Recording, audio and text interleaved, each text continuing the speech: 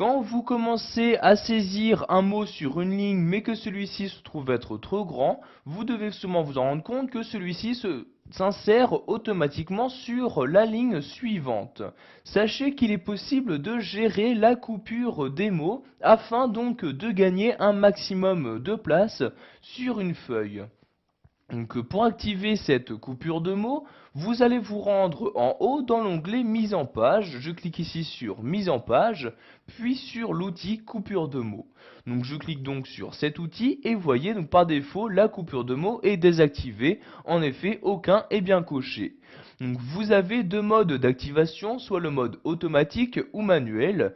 Donc je clique ici sur automatique pour laisser décider donc Word 2010 quels mots doivent être coupés ou non.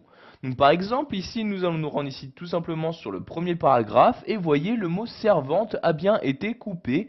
Donc il y a bien les trois premiers caractères de ce mot là donc qui s'affichent sur la première ligne et le reste du mot s'affiche sur la seconde ligne. Donc voyez si je désactive de nouveau cette coupure de mots, donc je clique ici sur coupure de mots puis sur aucun. Vous pouvez voir que le mot servante apparaît maintenant sur la seconde ligne. Donc comme je l'ai dit plus tôt, si vous souhaitez gagner un maximum de place sur votre document, donc vous pouvez activer la coupure de mots. Donc je clique ici, je reclique ici sur automatique et de nouveau donc ici la coupure de mots s'effectue. Donc je vais maintenant l'annuler de nouveau pour maintenant utiliser la coupure de mots, donc la méthode manuelle.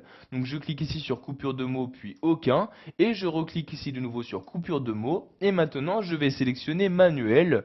Donc je clique ici sur manuel comme ceci et maintenant donc pour chaque mot que Word a détecté, donc ce logiciel va vous demander donc à quel endroit vous souhaitez couper ce mot-là et si vous souhaitez le couper.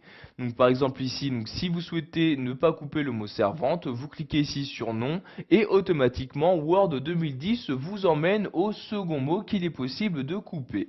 Donc si pour celui-ci vous souhaitez bien couper ce mot-ci, vous cliquez ici sur oui comme ceci et de nouveau vous accédez donc au prochain mot qui est possible de couper. Donc par exemple ici si vous souhaitez le couper, je clique ici sur oui etc. Donc vous pouvez faire ceci pour tous les mots donc présents dans votre document Word 2010. Donc une fois que vous souhaitez arrêter donc de couper les mots, vous cliquez ici sur annuler et donc les modifications apportées donc sur la coupure de vos différents mots ont été enregistrées. Donc par exemple ici pour le mot vestibule, la modification a bien été enregistrée. Donc, pour finir, nous allons voir comment configurer cette coupure de mots. Donc je reclique ici sur coupure de mots et je clique ici sur options comme ceci. Donc si vous souhaitez activer par défaut la coupure automatique pour chacun de vos documents, donc pour chaque document que vous allez créer sous Word 2010, vous cochez ici cette case-là. Si vous souhaitez également effectuer une coupure de mots pour les mots se trouvant en majuscules, vous pouvez également cocher cette case-là. Vous pouvez également gérer la taille de la zone de coupure, qui est par défaut de 0,75 cm, et également limiter ou non le nombre de coupures consécutives.